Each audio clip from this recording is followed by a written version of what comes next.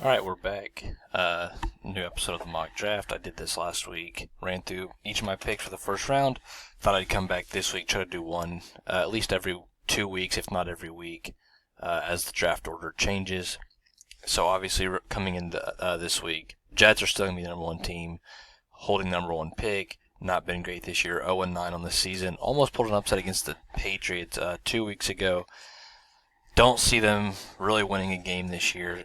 Trevor Lawrence is the easy pick. Justin Fields could catch him. I just don't think it happens. Trevor Lawrence, lock him in at number one. New York Jets. Jacksonville Jaguars coming in at number two. I think another team, they've seen some promise this year. They just can't get over the hump. Competed with Green Bay in Week 10. Couldn't quite pull out the win. They have a lot of holes. No hole bigger than quarterback. Justin Fields very close to being QB1. Would be QB1 any other year probably. Slide him in at number two. Good fit for Jacksonville, gives them some weapons. They can easily improve their run game, which has been solid this year with James Robinson. So I like this fit quite a bit. Moving on to Washington at number three. This is where it gets tricky. They could go quarterback, they could go offensive line, they could go playmaker, and they could trade out. I don't know what their plan's going to be. Obviously, you've got a team like Dallas sitting right behind them in their own division. You don't want a quarterback to slip to them if Dallas does move on from Prescott. I'm going to just say the smart thing here is to go quarterback. They're going to take Zach Wilson. I think he's going to pass Trey Lance just right now because Lance hasn't been playing. He basically only had one game this season. Wilson's going to ride the hype a little bit. He's going to be the third quarterback off the board. I don't agree with that. I would still take Lance ahead of him, but that's how it's going to roll for now. Number four, Dallas. Another team, a lot of holes they could fix. Quarterback is up in the air. They could bring back Dak Prescott. They could let him go if they don't want to pay him all that money, but we've seen just how important he is to them. Cornerback, a big one. Edge, a big one. I'm going to just go offensive tackle, Penei Sewell. They've got to get somebody in there that can protect Prescott or whoever's under center next year. So get the best offensive tackle in the class and just try to stay healthy. Their offense has the weapons. They just got to be able to protect the quarterback and get the run game involved. Number five, the Chargers, another team. Justin Herbert's been really good this year. He's been pretty much the best rookie quarterback in terms of numbers. Tua and Burrow have both been great in their own right, but Herbert's done a great job. It's very promising for what they've seen from him so far. They just got to find a way to get some help around him, whether that's offensive line or on the defensive side of the ball. I think they get Patrick Surtain II. Offensive line, usually they would probably want to try to trade up for Penei Sewell right here, but if Dallas doesn't trade back, if they take him at forward, Chargers are in a tough spot. Give him the best defensive back in this class right now and try to get some help on the defensive side of the ball. They've got Casey Hayward, and I'm blanking on the other guy's name, who they have at corner. It might be Chris Harris, but they need some help. They need to get younger out in the secondary. Dolphins at number six, they can make a lot of moves in this draft. They've got a good team already. They're making a playoff push in the AFC East. They need weapons on the offensive side of the ball. They need maybe some offensive line help, but they kind of have the freedom to do whatever they want here, and that's why they take Jamar Chase, the number one wide receiver in the class. Get another weapon in there. Give Tua as many options as he can, and make that team as dangerous as you can possibly make it. Defense has been solid. Offensive line is really the only weak spot right now, but they've held their ground at least lately. So Dolphins are definitely a team to watch moving forward. The Bengals at 7. I like Joe Burrow and I like his weapons, but everything else around him is just not good. Offensive line's not good. Defense is very suspect at best. Ideally you want to go for a guy here in the offensive line that can protect him, but I just don't see somebody capable of being that high. And this really comes down to these three guys at the top of the board here. Micah Parsons, Gregory Rousseau, and Kwity Paye. Can't really miss on any of them. It just depends on what you want. I think Parsons is more of a versatile player. He can do a little bit more three-down action with that team. But I'm going to go Rousseau. He's my number one pass rusher in the class. Just got to get somebody young in there who can get after the quarterback and try to force turnovers. The Bengals need some sort of playmaker on the defensive side of the ball, and I think Rousseau is exactly that. Giants at 8. They've won a few games. It's going to knock them out of the quarterback hunt. I think Daniel Jones is still very much somebody you can build around. I don't know if he's necessarily going to be a superstar, but he's somebody that he can get you to the playoffs if he has enough pieces around him. Offensively, that I like the Giants' weapons still. Obviously, they're going to get Saquon back. They still have Darius Slayton and Golden Tate, and Sterling Shepard. Evan Ingram's not bad. Offensive line's young, but it's made some strides this year. This is another one you just kind of have to go best player available, and for me, that's Caleb Farley. I think he's probably my number one cornerback heading in, but we'll see how a year off of no football affects him. He opted out before the season started.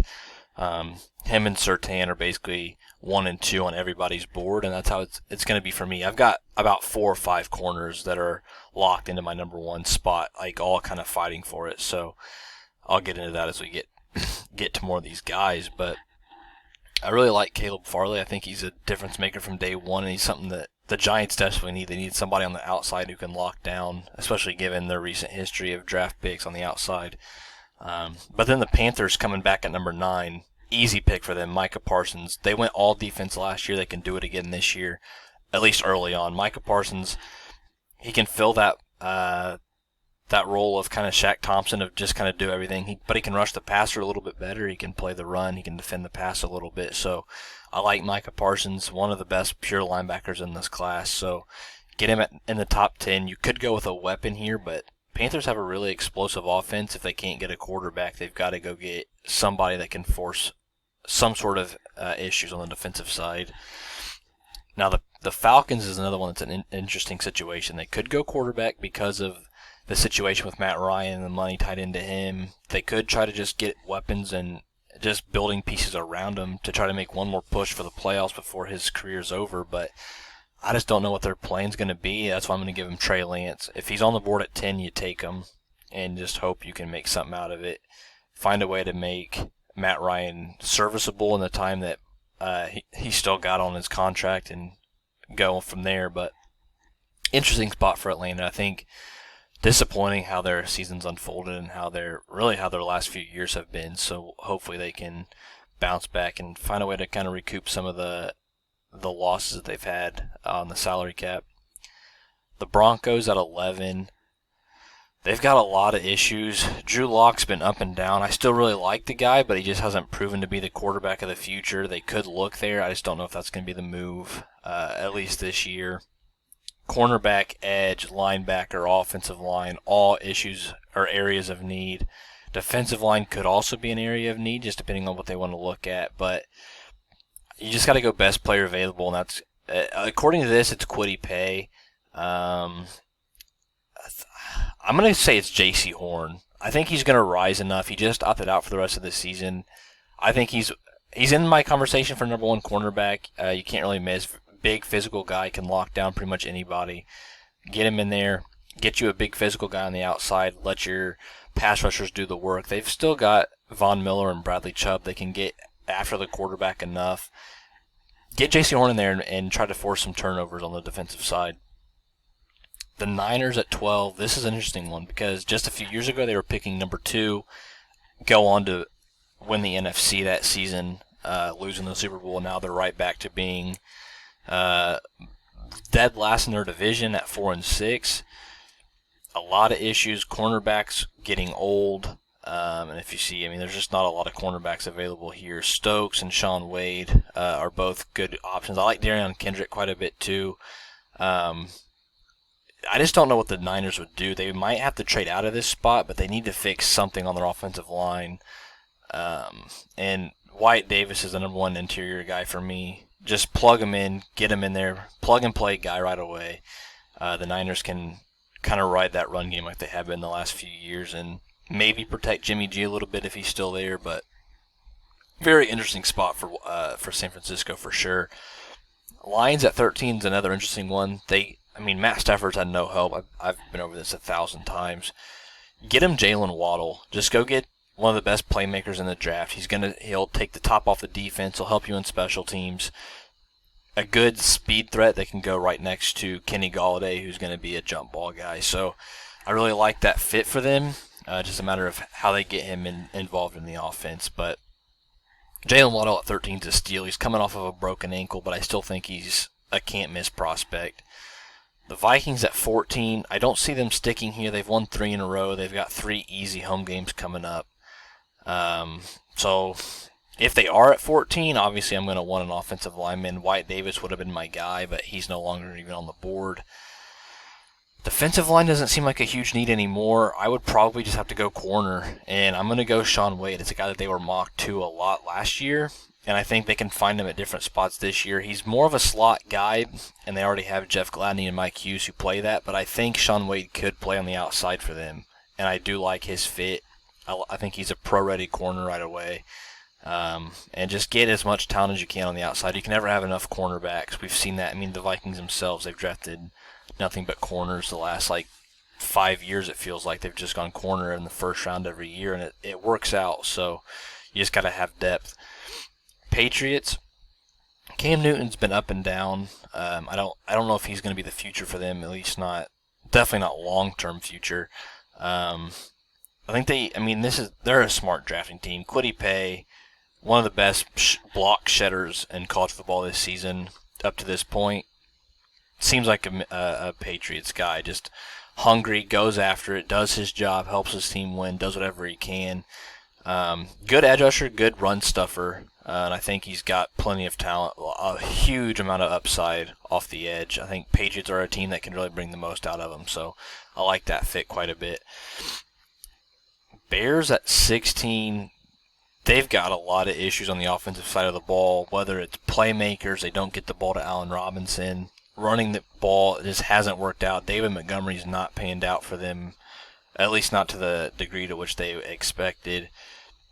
Quarterbacks on the table, and I think Kyle Trask is a guy that they could very much consider. In fact, that's who I'm going to give him, just because I don't see anybody else on this list that is a glaring immediate fix for them. And I don't love Kyle Trask. I think he's probably a round 2 player, but the Bears got to do something. Nick Foles hasn't looked great. Trubisky obviously didn't work out. They don't have any real option outside of those guys. And unless they keep losing, they might be really kind of screwed moving forward if they don't get a quarterback this year. So they got to just take what's given to him. Kyle Trask, he's had a good year. He's up there for the Heisman candidacy. So, maybe he's got a shot to succeed in the NFL. It's just, I haven't seen enough yet to say he's a surefire first rounder. But Bears, you got to take a quarterback if you can, if he's available. So, Bears got to do something. Their offense is, it's on the same level as the Jets and the Giants this year. So, you can't really afford to do that. You can't expect your team to be any good when you're literally competing with the 2 worst teams in the league at this point. So, Browns at 17. Another team, a lot of weapons on the offensive side, young, fast guys on the defensive side of the ball. Baker Mayfield's hit or miss, but I think he's still a guy you can at least keep around for another year or two, and if he doesn't work out, then you can move on, but you don't want to give up on him too early. Running game's been really good for them. Man, I don't know what to do. I think linebacker's a safe play. Even with Micah Parsons gone, you could look at the guy from Bama. I'm trying to think of his name. See if he's on here. I'm blanking on his name big time. Dylan Moses, I believe. They dropped him all the way to 42. Which I think he's a good fit. I think he's a very good 3-down linebacker. He's fast. He flies to the ball, and he can defend the pass well enough. I think he's a first rounder. He could have came out last year, but he tore his ACL, missed the end of the season. Sucks for him. But I think going to a place like Cleveland where he's got talent all around him, I think it's going to open things up for him. And then Tennessee at 18, their identity is just run the ball and stop the run. And that's worked out for them so far. They're 6-3 this year. They can go a bunch of different ways. They could add a receiver. They could add offensive line help. I know they're getting a little bit older on the interior of their line. They could add maybe some corners if they need to, but they got Desmond King this season at the trade deadline. So I think I'm just going to go with something fun for them. I think A.J. Brown's on the outside. I think that's a good pick. Corey Davis is another good weapon. But let's get him a third wide receiver. Let's give him Devontae Smith. Give him another speed guy that can play out of the slot or outside. Maybe help on special teams. Just do something. And give Tannehill just one more weapon, because obviously he needs a little bit more help around him to be successful. Coming back at 19, the Eagles, they're going to get into the playoffs maybe with a bad record, but it's going to hurt their draft stock. Obviously, they're not a great team. They've got plenty of holes on both sides of the ball. Man, it sucks seeing Kyle Pitts this high. I don't think he falls this far, but I just haven't found a fit for him yet. Eagles need somebody on the defensive side of the ball, whatever level you want. You could look at front four in the box at the linebacking group. You could look in the secondary. Outside of Darius Slay, they've got really nobody, at least long term, that you can really kind of hang your hat on. I'm going to take Jeremiah Owusu-Koramoah. I think I picked him last time for them as well. But yeah, Koramoah, just kind of a three-down versatile piece. He can play safety, he can play in the box, he can rush the passer. He kind of does everything for Notre Dame, and I think he can do that at the next level. An issue with the Eagles is they do kind of have a player similar to him in Davion Taylor, which I believe the Draft Network actually compared him to a little bit. Which, yeah, see, Davion Taylor, rookie out of Colorado. Good player. I really liked him coming out of the draft as well. I think Owusu's a little bit better. Obviously, Taylor was a day 2 or day 3 pick, and this guy's going to go round 1. But instant game changer wherever you put him, similar to Isaiah Simmons last year. Maybe not to that quite to that degree, but I think he's definitely a game changer wherever you put him on the field. So I like that fit. I like just giving Philly somebody on the defensive side that can make an impact right away. Cardinals at 20. Offense is very fun. Let's give him Kyle Pitts. Give him another big target. Obviously, the fun choice here is to go with a corner or somebody on the defensive side just to give him more pieces there. Their defense hasn't been great, while their offense has been explosive as hell basically all season. Give him Kyle Pitts. Give him somebody who can kind of just do it all. He can run block. He can stretch the field. He can line up outside. He can be a red zone threat across from DeAndre Hopkins. I mean, why not have some fun with it? Give Kyler Murray just another chess piece, really. Jets coming back at 21. They get this pick from Seattle for the Jamal Adams trade. I mean, this sets them up nicely. They can really go wherever they want. They've got so many holes on both sides of the ball. They get their quarterback in Trevor Lawrence. Now, do you want to give them a wide receiver and a running mate for the future, similar to Cincinnati last year? Or do you want to give him somebody on the defensive side that can kind of maybe help him out on that side of the ball and maybe not make him do so much on the offensive side to where he's kind of having to put up 40 points just like Justin Herbert is this year? I think you just got to go best player available. For me, I believe that would be Travis Etienne, so I will pull that back. I don't think he's my number one. He's my number one player on the board, but I don't want to take a running back this high for a team that's desperate for so many different areas. Man, they got Mekhi Becton. They don't need to go offensive line this high. Ooh, I'm gonna go Freiermuth. Give them another tight end. They've got Chris Herndon, but outside of that, their tight end group hasn't been great. They need somebody who can be a difference maker. If you can't find a pass weapon that you really love at this high, might as well get somebody who can help in the pass and the run game. I think Freiermuth is that guy. They call him Baby Gronk. I'm not going to say that, but I do think he's a round 1 player. And he's somebody who could help the Jets in so many aspects of the game. Gives Trevor Lawrence a reliable target underneath. And, I mean, I like Rashad Bateman. I like Travis Etienne, but I think Freiermuth might be a better impact right away, although it does take tight ends a little bit to get going in the NFL. I think he'll be all right. Similar to Kyle Pitts and Brevin Jordan this year. So, Dolphins at 22, their second pick of the draft. They get this. This is their own pick. Their original pick came from Houston. This pick's going to keep sliding further and further in the first round just because they've had so much success. Man, this is a tough one. Again, they've got a lot of holes, but they're not desperate to fill them, right? Their offensive line could use whoever they want. I would probably say Rashawn Slater right now or Creed Humphrey. They can both play on the interior. They can both play center. Well, I think Humphrey can play center or guard, and Slater can play guard and tackle. Whatever you think is more valuable if you're the Miami front office. I'm going to give him Slater just because I don't think he's been as notable. I think a lot of people coming into the season would have given this to Creed Humphrey. and rightfully so. He's been a great player at Oklahoma, but have some fun. Let's mix it up. Let's put Slater in there, first round pick. He can play either at right tackle. He can play right or left guard for them, and protect Tua, which we all know he needs help. I mean, he's been hurt basically ever since he got to Alabama. Maybe just protect him a little bit. Get your running game going in the second round. There's still plenty of running backs later on you can find. So just try to protect him. I think Miami's in a very, very favorable position right now. Colts at 23. I don't want to go quarterback. I like Jacob Eason enough to where you can kind of hold that draft spot off. And I'm going to give him Christian Darrisaw, offensive tackle, Virginia Tech. Surprise to me, I haven't watched him a whole lot yet, but I've seen him flying up from, starting the season, he was a day 3, maybe late day 2 guy. He's already sliding all the way up into round 1 consideration. Pro ready is what I've heard, and I'll have to take everybody's word for that because I haven't done my research quite yet. But I'll just go with the trend, give the Colts another tackle because they've got a good offensive line, one of the best in the league, but they are getting old, and they do need to figure out what they're going to do with their tackle spots with Anthony Costanzo and I believe Braden Smith's on the right side. So if you can find somebody who can replace one of them and get a little bit cheaper, you have to do it. The Colts don't have a whole lot of needs on offense. Maybe you could look at wide receiver, but going receiver early last year, I think you can wait on Michael Pittman just a little bit and see if you need to go wide receiver again later on, maybe next year. Or at least later in this draft as well. Ravens at 24.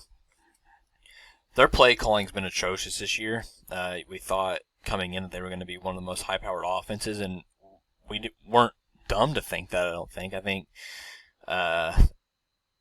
their offense was fun last year. They added J.K. Dobbins in the draft, a lot of running ability, rushing talent on that side of the ball. They just haven't had great play calling.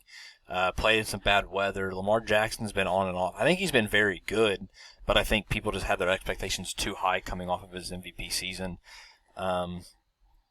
Defensively, they've got a lot of playmakers, but a lot of money tied into them. They got rid of Earl Thomas. They could look safety. They could look corner because Marcus Peters is set to make big money. I don't know. Let's see. Which safeties are still available? Everyone's available because I haven't taken one yet. I don't know why I said that. But, I don't know. Andre Sisco coming off an ACL before next season. He's going to miss the rest of this year. Javon Holland's my number 1 safety in the class. I think I have him in my top 15 overall, so I'll slide him in. I do like him a lot in this class. But the safety group is very deep. It's one of the best I've seen in a while. All these guys through the top 200 or so are very quality players, and they're all going to have their shot at the NFL level. So I like Javon Holland. They could go offensive line as well. I think they need to fix up the interior a little bit, but just find some playmakers wherever you can. They're in a good spot. They've got plenty of talent on their roster. Just adding as many playmakers as you can to try to cause as many issues for every opponent you see. That's all you can really hope for.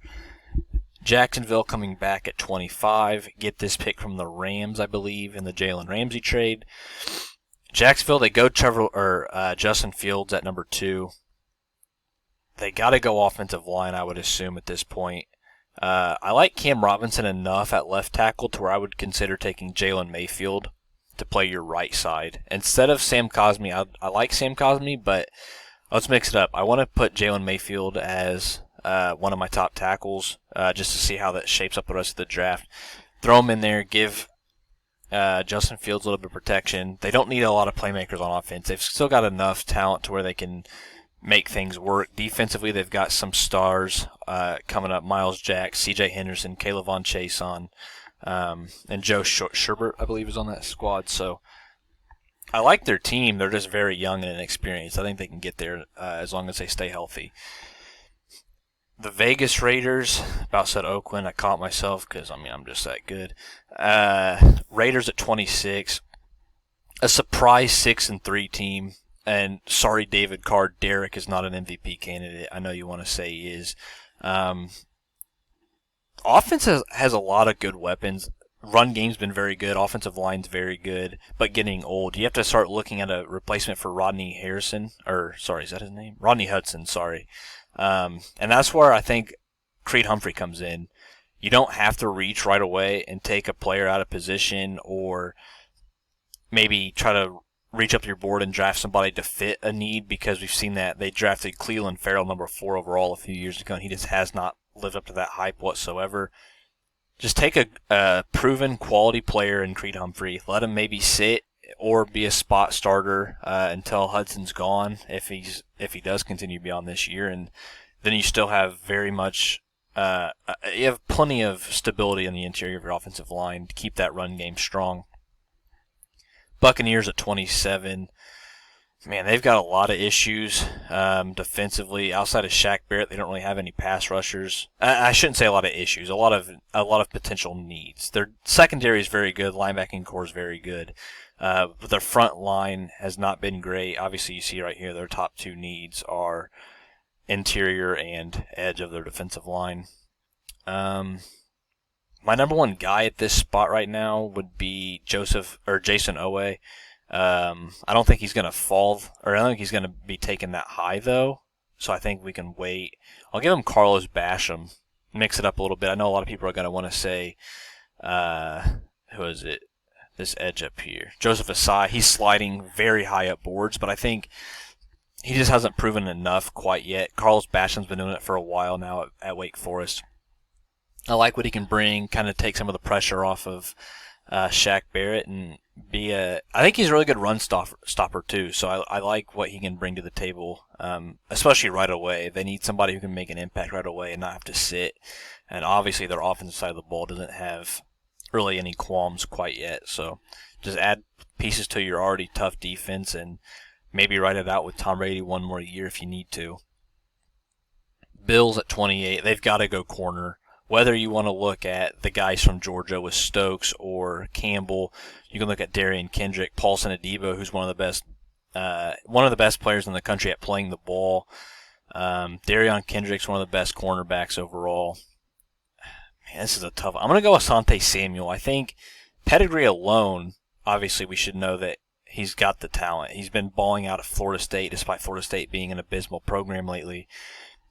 I like what he's one of the best ball players in the league. I mean, you see he's very good at playing the ball out of the air, sticking with his man down the field. He's more physical than you would expect. He's not a huge guy, but he plays very big. And I think Buffalo just needs somebody who can fill in. Levi Wallace isn't consistent enough. Taron Johnson's not good enough to be your number 2 cornerback, especially when you have a guy like Trey White shutting guys down on the other side of the field. And then staying at corner with the Packers at 29. They could go corner or wide receiver, actually.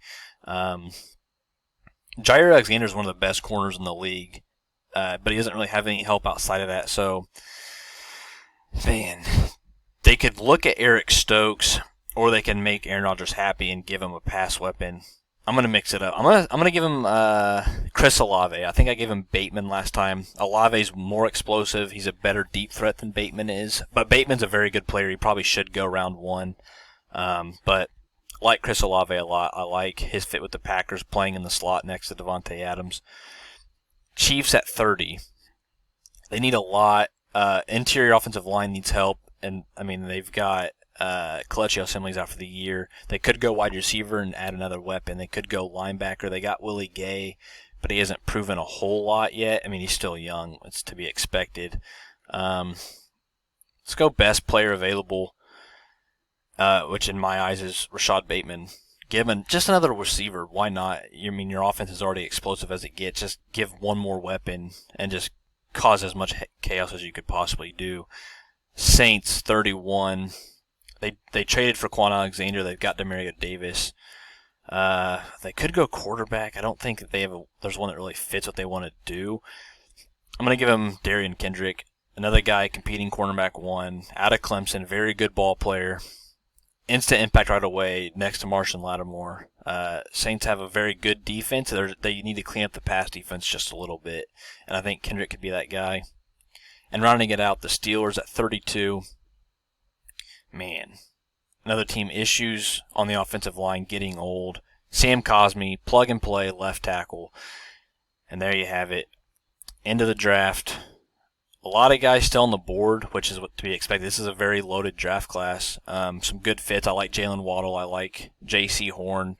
and I like Jeremiah Usu-Karamoa, and I think this class is going to be one of the best we've seen in quite some time.